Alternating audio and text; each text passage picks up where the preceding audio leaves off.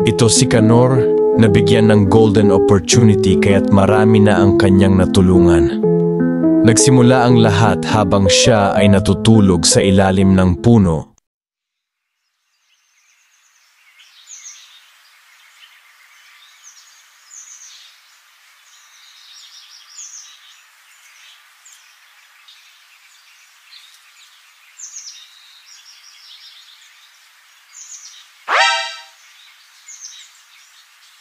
Nope.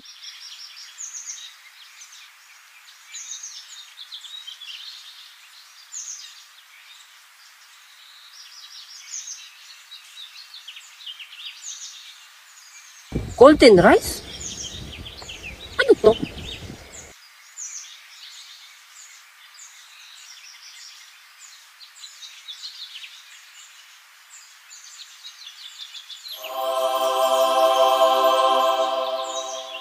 Tatlong taon nang nakalipas.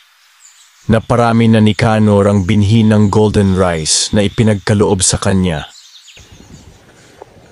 Canor, sa tagal na nating magkakilala, hindi ko pa rin talaga alam kung kanino nanggaling ang golden rice na ito.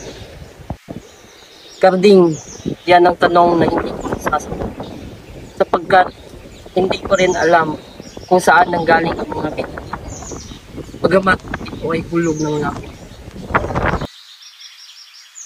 Golden rice is a genetically modified rice variety that produces beta-carotene, a good source of vitamin A, which prevents vitamin A deficiency, improves nutrition, and with no change in taste or cooking. And lastly, it supports community health and development. Golden rice for golden opportunity. Canor!